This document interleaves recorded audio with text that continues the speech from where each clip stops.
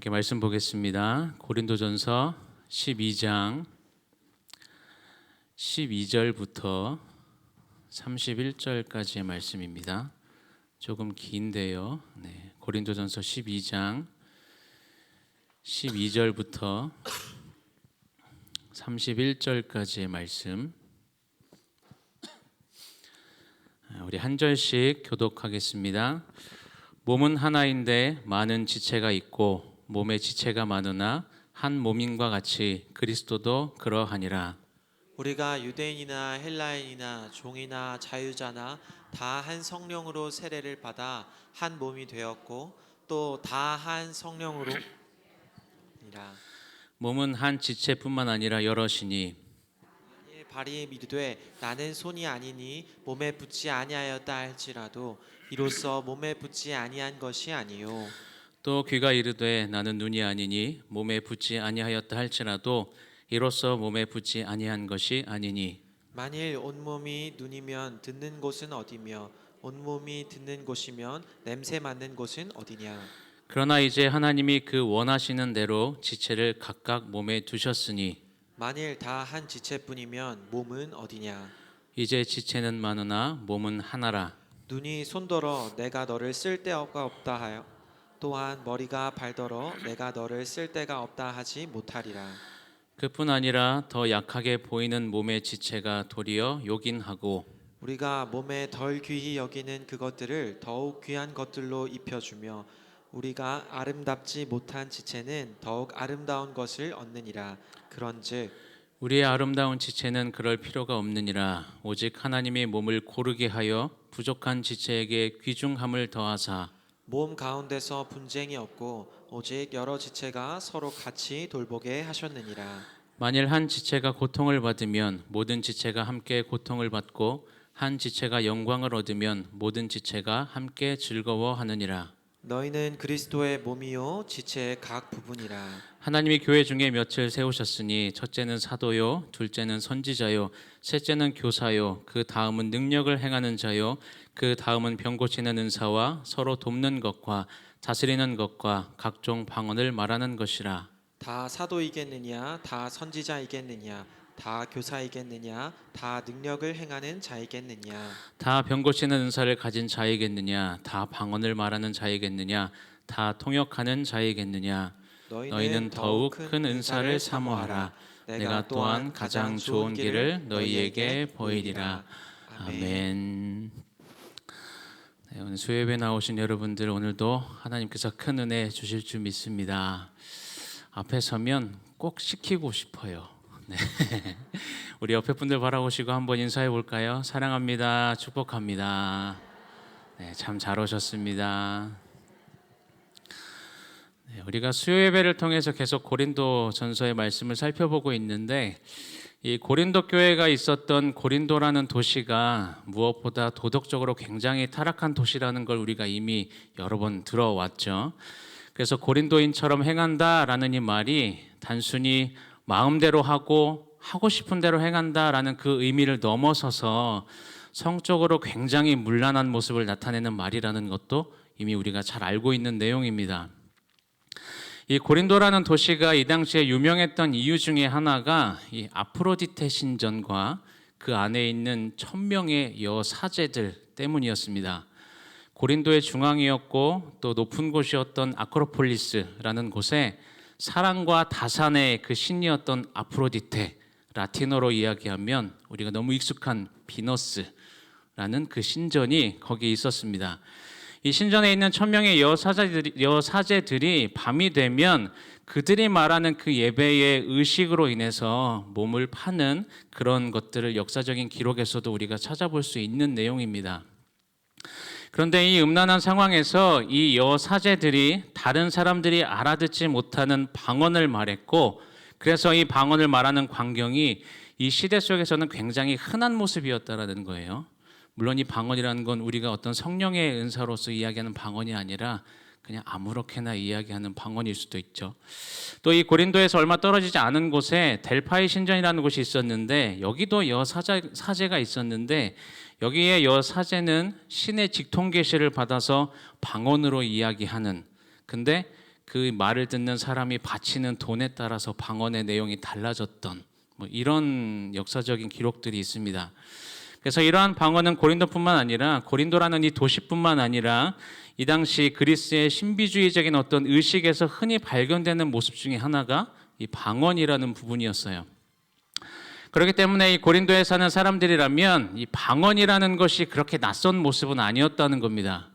그렇게 고린도라는 도시에는 굉장히 이교도적이고 또 신비주의적인 모습이 흔했기 때문에 이러한 영향이 교회에 흘러 들어오는 건 너무나 자연스러운 상황이었다는 것입니다. 고린도 교회의 상황을 누구보다도 잘 알았던 이 바울이 고린도 교회에 편지를 쓰는데 그 내용들을 살펴보면 고린도 교회 안에 생긴 그 문제들을 하나하나씩 지적을 하죠. 지금까지 살펴본 말씀 가운데 보면 교회 내에 분쟁이 있었고 세속화되는 부분, 거짓 복음이 침투하고 상상을 초월했던 성적인 타락하는 그 문제, 그리고 같은 성도들끼리 막 소송하는 사건, 결혼에 대한 문제도 있었고 자유에 대해서 잘못 생각하는 부분, 또 여자들의 복종에 대한 문제, 성찬식에 대한 문제, 그리고 오늘 살펴보고 있는 이 은사에 대한 문제, 그리고 이후에는 뭐 부활에 대해서 부정하는 이런 여러 가지 문제들을 하나하나씩 바울이 기록하는 것을 볼 수가 있습니다. 오늘 본문에서 우리가 길게 읽었지만 사실 12장 전체를 읽은 건 아니죠. 우리가 읽지 않은 12장 앞부분의 내용을 보면 은사에 대해서 특별히 기록하고 있는 걸 볼 수가 있는데 사실 이 은사에 대한 문제가 12장 11절에서 끝나는 것처럼 보이지만 사실은 이 은사에 대한 문제는 12장으로 끝나는 게 아니라 13장을 넘어서 14장까지 이어집니다. 그래서 보통 우리가 12장부터 14장까지를 은사에 대해서 기록하고 있다고 해서 은사장이다라고 이야기하는데 특별히 중간에 낀 13장을 사랑장이라고 이야기하면서 사랑에 대해서 기록하고 있는 걸 보게 되죠. 우리가 이 세 장, 12장, 13장, 14장 이 세 장의 성경의 내용을 보면서 기억해야 되는 것이 있다면 지금 바울이 이 세 장의 성경을 기록하고 있는 건 단순히 은사가 어떤 거야 라고 설명을 하거나 어떤 강의를 위해서 쓴 것이 아니라 특별히 바울은 지금 고린도 교회 안에서 생긴 이 은사로 인해서 생겨난 문제, 특별히 이제 앞에서 말씀드린 것처럼 앞에 기록하고 있는 것처럼 고린도라는 도시에 흔하게 볼 수 있었던 이 방언과 관련해서 심각한 문제들이 있었기 때문에 그 문제를 제대로 다루고 또 다시금 고쳐주기 위해서 은사의 본질이 무엇인지를 설명한 필요가 있었던 거죠. 그래서 이 은사의 본질에 대해서 기록하고 있는 내용이 오늘 보고 있는 이 12장의 말씀입니다. 고린도전서 12장 11절까지의 내용을 보면 교회 안에 다양한 은사가 있었다는 것을 볼 수가 있어요. 또 다양한 직분들이 있었고 다양한 사역들을 허락하셨지만 그 가운데 일하시는 분은 오직 누구요? 오직 한 분, 오직 한 성령, 한 하나님이시기 때문에 교회는 다양한 은사나 직분이나 사역을 감당하는 데 있어서 서로 다투거나 경쟁하지 않아야 하는 그리스도 안에서 하나라는 것을 이 11절까지의 내용 가운데 기록을 합니다. 그래서 성령 하나님께서 일하시는 방식에 대해서 우리가 다양한 은사들이 있고 다양한 직분들이 있는 상황들을 통해서 우리의 다양성을 또 이야기를 해요. 특별히 12장 7절 말씀을 보면 하나님께서 은사를 허락하신 목적이 무엇인지를 기록하고 있는데 같이 한번 읽어볼까요? 시작. 각 사람에게 성령을 나타내심은 유익하게 하려 하심이라. 무엇을 유익하게 하려고 하시는 것일까요? 서로를 유익하게 하고 교회를 세우는 것이 은사의 목적이다라고 말씀합니다. 그런데 고린도 교회 교인들은 이 은사를 가지고 많은 은사를 가졌지만 이 은사를 교회를 세우는 데 사용한 게 아니라 오히려 그걸 자랑하고 그것 때문에 서로 그 안에 다툼이 있었다라는 거죠. 사실 고린도 교회는 정말 각종 은사를 풍성하게 받은 교회였다라는 걸 알 수가 있습니다. 고린도전서 1장 7절을 보면 이런 말씀이 기록되어 있어요. 너희가 모든 은사에 부족함이 없다라는 걸 기록을 합니다. 이 기록에서 볼 수 있는 것처럼 이 고린도 교회는 다른 교회에 비해서 굉장히 많은 은사가 있었다라는 걸 알 수가 있는데 아마도 고린도라는 지역, 아까 어떤 지역인지 잠깐 말씀드렸죠. 이 지역에 가진 어려움이 있었기 때문에 아마도 고린도 교회는 더 큰 은사를 주셨던 것 같아요. 그런데 고린도 교회 교인들이 함께 있던 바울이 떠난 이후에 그 은사들을 교회를 세우는 데 사용한 게 아니라 자신들의 사사로운 목적을 위해서 사용했다라는 거죠. 그 은사 가운데 특별히 14장에 기록되어 있는 방언에 대한 기록들을 우리가 볼 때 서로 세우는 데 사용하지 못하고 오히려 서로를 무너뜨리고 자기 자신을 드러내고 자랑하고 오히려 자기 자신을 높이는 데 사용했던 그 은사의 중심에 뭐가 있었다고요? 방언이라는 게 있었다라는 겁니다. 이어지는 오늘 본문 말씀 12절을 다시 한번 읽어볼게요. 12절 말씀을 다시 한번 읽어보면 몸은 하나인데 많은 지체가 있고 몸은 지체가 많으나 한 몸인 것 같이 그리스도도 그러하니라. 우리말 성경에는 그 말이 없지만 원문을 보면 12절 맨 앞에 왜냐하면이라는 접속사가 기록이 되어 있습니다. 그래서 12절의 말씀이 11절까지의 말씀의 어떤 이유 또 보충의 설명이라고 이야기할 수 있는데, 그래서 이 접속사를 넣어서 한번 이해를 해본다면 왜냐하면 11절까지의 말씀에 대해서 왜냐하면 몸은 하나지만 많은 지체가 있고 몸의 지체가 많지만 한 몸인 것 같이 그리스도도 그리스도의 몸된 교회도 그러하기 때문이다라는 의미로 우리가 받아들일 수 있습니다. 실제로 우리 몸을 보면 좀 어때요? 몸 하나지만 굉장히 여러 지체들이 있죠. 손도 있고 발도 있고 눈도 코도 입도 다양한 지체들이 있습니다. 근데 그 다양한 지체들을 보면 각각의 개별적인 특성들이 다 있어요. 손은 손대로의 특성이 있고 눈은 눈대로의 특성이 있고, 그런데 그 많은 지체들의 각각의 특성들이 있지만 한 몸 안에서 다양성을 갖는 겁니다. 이것이 그리스도의 몸된 교회도 마찬가지다라고 설명하고 있는 거죠. 여러분 옆에 분들 한번 바라보시면 우리가 안양석수교회라는 공동체로 우리가 모여서 이 시간 함께 예배하지만 이 안에 한 사람이라도 똑같은 사람이 있어요? 없죠. 물론 외모가 비슷할 수는 있겠지만 100% 외모가 똑같다거나 생각하는 생각이나 아니면 살아온 삶의 배경 여러 가지 성격 등 이런 걸 따져봤을 때 100% 똑같은 사람은 한 명도 없습니다. 그런데 그렇게 한 사람도 똑같은 사람이 없는 개별적인 존재들이지만 딱 한 가지 공통점이 있다고 성경이 이야기하는데 그것이 뭐예요? 우리 모두가 다 누구와 연결되어 있어요? 예수님, 예수 그리스도와 연결되어 있다라는 걸 성경이 말씀합니다. 우리 안에 다양한 은사가 있고 또 다양한 직분이 있고 또 감당해야 하는 여러 사역들이 있지만 우리가 그리스도와 연결되어 있다, 그래서 하나 되었다라는 것을 잊어버리면 각각의 다양성은 사실 별 의미가 없어진다라는 거예요. 이것을 설명하기 위해서 사도 바울이 13절부터 20절까지의 말씀을 통해서 아주 구체적으로 설명을 하는데 너무 설명이 그냥 읽어도 이해가 되는 부분들이라 사실 이거 설교를 준비하면서 무슨 얘기를 해야 될지 굉장히 고민을 많이 했던, 그냥 읽어도 설명이 되는 부분들이라 그래서 한번 13절 말씀을 다시 한번 읽어보면 우리가 유대인이나 헬라인이나 종이나 자유인이나 다 한 성령으로 세례를 받아 한 몸이 되었고 또 다 한 성령을 마시게 하셨느니라. 지금 고린도 교회 안에 누가 있다고요?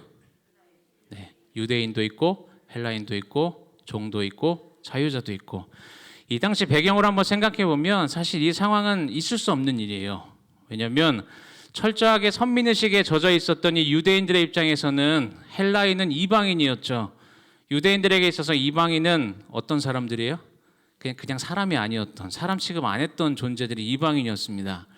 또 노예제도가 여전히 살아있던 이때에 이 당시 문화로서 종과 자유인, 종과 주인이 함께 있는다라는 건 말이 안 되는 상황입니다. 그런데 바울은 지금 그들이 서로 함께 할 수 없었던 사람들이 어떻게 되었다고 이야기해요? 한 성령으로 세례를 받고 그 세례를 통해서 함께 할 수 없었던 사람들이 그리스도 안에서 한 몸으로 연합되었다라는 것을 우리에게 분명히 말씀합니다.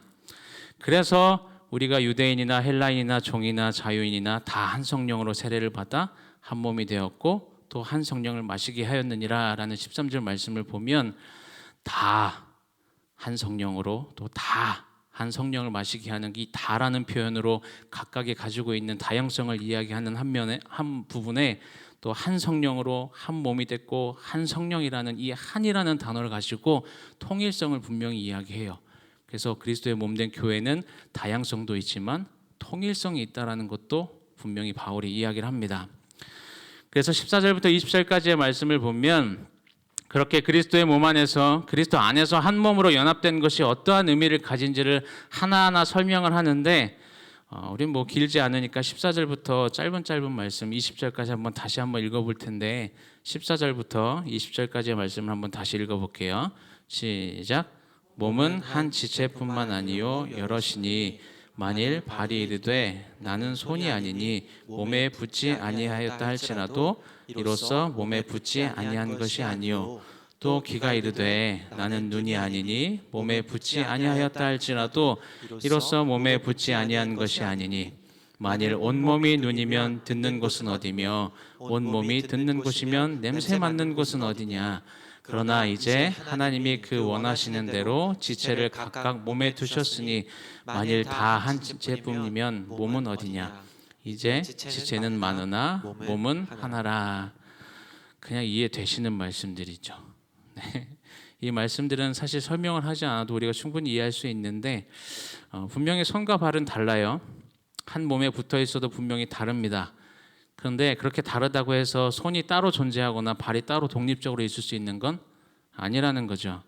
만약에 발이 나는 손이 아니니까 몸에 속한 게 아니다 라고 말할 수도 없겠지만 만약에 그렇게 말한다고 해서 이 발이 몸에 속하지 않은 게 아니다 라고 설명합니다.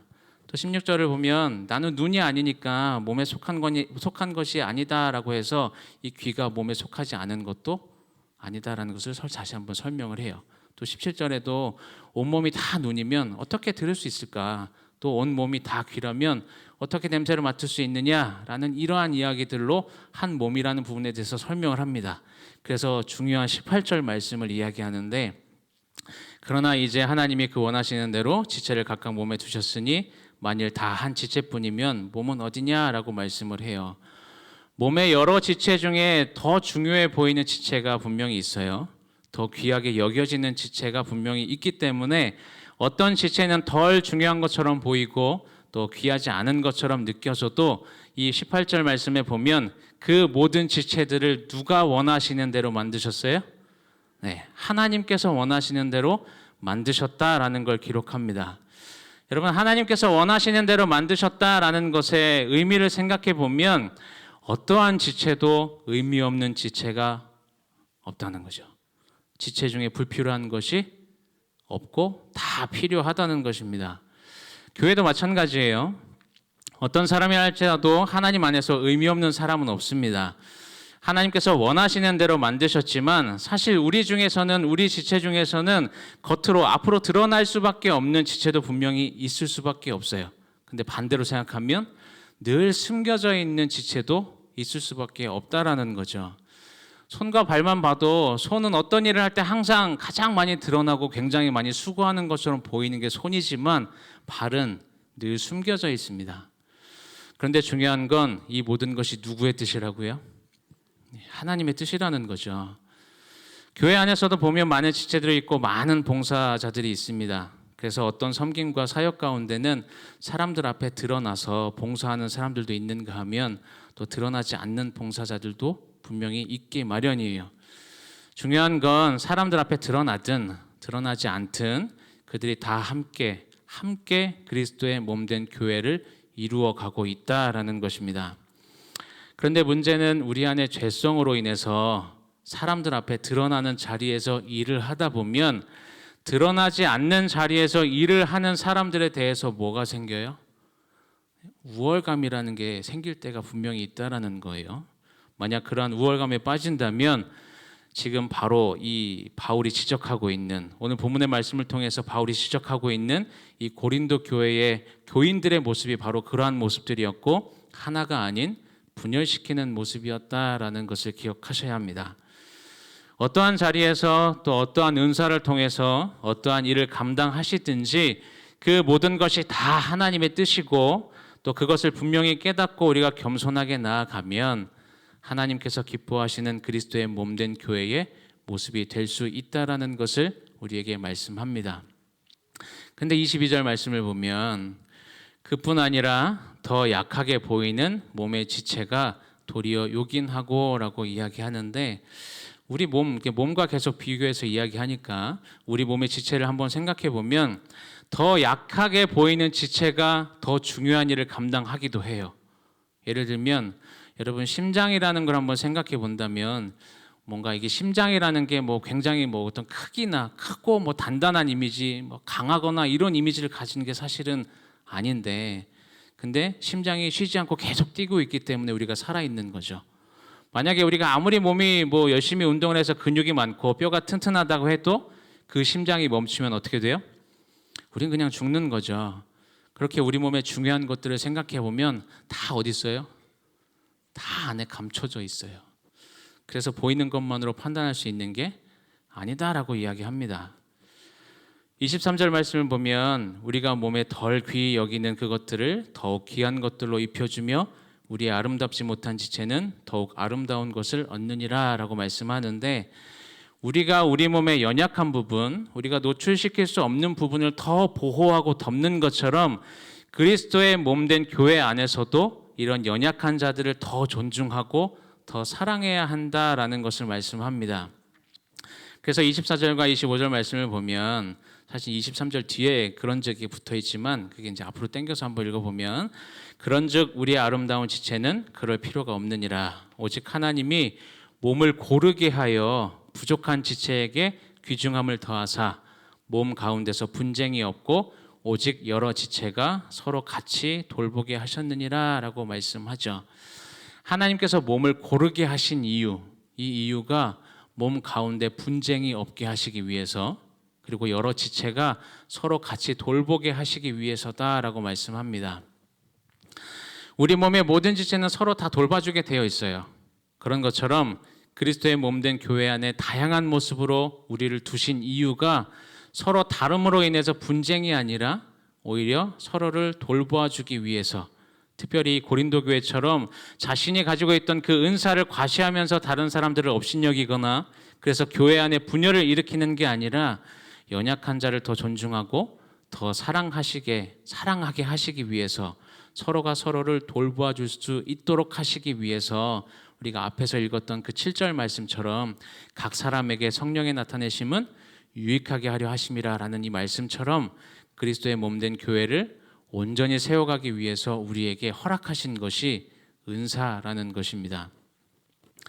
교회 안에서 여러 은사를 가지고 또 여러 가지 모양으로 섬기면서 서로 상호 보완하면서 돕고 돕는 것이 교회 공동체다라는 것을 이야기합니다.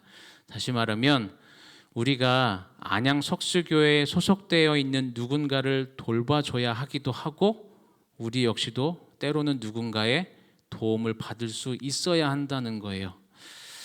26절 보면 만일 한 지체가 고통을 받으면 모든 지체가 함께 고통을 받고 한 지체가 영광을 받으면 모든 지체가 함께 즐거워하느니라 라고 이야기하는데, 우리가 때때로 이렇게 뭐 다칠 때가 있죠. 뭐 우리가 넘어지거나 어떤 외부적인 충격이 있을 때 다친 그곳만 반응합니까? 만약에 손을 다쳤어요. 손만 아파요? 다치면 어떻게 돼요? 손을 다쳐도 그 고통을 어디가 호소합니까? 입으로 아픈 것을 호소하죠. 또 정말 아프면 눈에서 뭐가 나요? 눈물이 나요. 이런 것처럼 우리 몸은 고통에 대해서 그것만 반응하는 게 아니라 온몸이 그 고통에 반응해요. 이걸 다른 표현으로 이야기한다면 그 고통을 온몸이 다 분담하는 겁니다. 교회 안에서도 어떤 지체가 정말 아파한다면 같이 아파할 수 있어야 되고, 한 지체가 기뻐하고 있다면 모두가 기뻐할 수 있는 공동체, 그것이 그리스도의 몸된 하나된 교회의 모습인데 지금 이 고린도 교회가 그런 모습이 아니었다라는 거예요. 그래서 27절에 다시 한번 강조하는 게 너희는 그리스도의 몸이고 지체는 지체의 각 부분이다라고 다시 한번 강조합니다. 그래서 28절을 보면 하나님이 교회 중에 몇을 세우셨으니 라고 이야기하면서 이 바울이 하나님이 그리스도의 몸된 교회에 허락하신 은사들을 몇 가지 나열을 해요. 하나님께서 교회를 위해서 은사를 베푸시고 그 지체들을 세우시는데, 고린도 교회 안에서 가장 문제를 일으켰다고 말씀드린 이 방언에 대해서 바울이 가장 마지막에 언급하고 있는 거 볼 때 이 부분도 우리가 어느 정도 의도가 있다라고 이야기할 수 있습니다. 우리가 무엇인가 말할 때 중요한 건 언제 얘기해요? 제일 먼저 얘기하겠죠. 근데 그보다 조금 비중이 덜한 거는 나중에 이야기하게 되는 것처럼 바울이 지금 그런 의도로 이야기하고 있다라고 볼 수가 있는데, 물론 이 방언의 은사를 바울이 한창케 여기거나 중요하지 않게 여겼단 말은 아니에요. 고린도전서 14장 18절 말씀을 보면 바울이 이런 고백을 합니다. 내가 너희 모든 사람보다 방언을 더 말함으로 하나님께 감사하노라 라고 말했던 사람이 바울이기 때문에 이 방언에 대해서 절대 소홀하게 여기거나 이것이 중요하지 않다라고 이야기한 사람이 아니었어요. 근데 그럼에도 불구하고 지금 바울이 방언에 대해서 어떤 소극적인 모습을 보이는 이유가 있다면 그 방언이 마치 최고의 은사인 것처럼 여기면서 그것으로 인해서 분쟁을 일으키고 그래서 하나 되지 못하는 것에 대한 그 은사, 이것에 대해서 지적하면서 은사는 우열이 있는 게 아니라 교회의 유익을 위해서 쓰여지는 도구일 뿐이다라는 것을 말하고 있는 겁니다.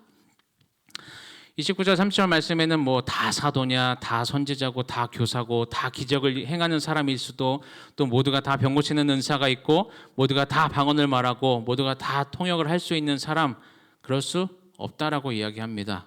왜냐하면 만약 그러면 그건 균형 있는 교회의 모습이 아니기 때문이죠. 우리 모두가 다 똑같은 직분과 똑같은 은사를 가질 수는 없다라는 거예요. 그래서 바울이 마지막 결론적으로 31절에 이야기한 게 너희는 더욱 큰 은사를 사모하라. 내가 또한 가장 좋은 길을 너희에게 보이리라 라고 지금 권면하고 있는데 여기서 더욱 큰 은사를 사모하라는 이 말을 봤을 때 지금까지 바울이 얘기한 것과 뭔가 좀 다른 걸 좀 엉뚱한 소리 하고 있는 것처럼 보일 수도 있어요. 왜냐하면 지금까지는 은사에 대해서 우열이 없고 다 교회 유익을 위해서 사용하는 거고 다 얘기했는데 뭔가 더 탁월한 은사가 있는 것처럼 더 큰 은사를 사모하라라고 이야기하고 있기 때문에 근데 지금 바울이 이야기하는 건 뭔가 더 탁월한, 더 좋은, 더 높은 은사가 있으니까 그 은사를 구하라고 말씀하는 게 아니라 결과적으로 봤을 때 공동체를 유익하게 할 수 있는 그 은사를 사모해야 된다는 이야기고 공동체를 온전히 세우고 하나 될 수 있도록 하는 그 은사를 구하라고 이야기하고 있는 거예요. 그러면서 그렇게 그리스도의 몸된 교회로서 하나 될 수 있는 방법을 마지막으로 내가 너희에게 알려줄 텐데 그것이 무엇이냐라고 하면 그 다음 장인 13장의 내용인 바로 그게 사랑이라는 겁니다. 아무리 많은 은사가 있다고 해도 특별히 고린도 교회 성도들 가운데 문제가 있었던 이 방언의 은사가 있다고 해도 무엇이 없으면 사랑이 없으면 아무 의미가 없다라고 말하는 게 13장 1절의 말씀이에요. 우리 13장 1절 말씀 같이 읽어볼까요? 내가 사람의 방언과 천사의 말을 할지라도 사랑이 없으면 소리나는 구리와 울리는 꽹과리가 되고 예수님도 우리에게 분명히 말씀하십니다. 새 계명을 너희에게 주노니 서로 사랑하라 라고 말씀합니다. 여러분 서로 사랑하십니까? 우리가 아까 고백했는데 다시 한번 고백해 볼까요? 옆에 분들 사랑합니다. 그리스도의 몸된 이 하나됨 이건 교회에만 국한됐다라고 이야기할 수가 없어요. 우리가 속한 가정도 마찬가지죠. 모든 것을 알고 모든 것을 공유할 수 있는 이 가족 안에서 그리스도의 몸된 하나된 지체임이 먼저 이루어지지 못하면서 교회 안에서 가족보다도 조금 친밀하지 않은 조금 더 오픈하지 못하는 그 사람들 만나게 된 사람들에게 진정한 하나됨을 이룬다는 건 사실 말이 안 되는 소리죠. 바라기는 우리 모두가 다 한 성령 안에서 한 몸이라는 사실을 기억하시기를 바랍니다. 우리 각자에게 다양한 은사를 허락하시고 또 다양한 모습으로 섬기게 하신 것이 모두 다 누구의 뜻이요? 네, 하나님의 뜻이라는 사실을 기억하시고 무엇보다 사랑으로 서로가 서로를 돌봐주고 서로가 서로를 보완해 가면서 그리스도 안에서 온전한 하나됨을 이루는 우리 교회가 그런 교회가 되고 우리가 속한 가정이 그런 가정이 될 수 있기를 주님의 이름으로 축원합니다. 이 시간 함께 찬양하고 기도하겠습니다.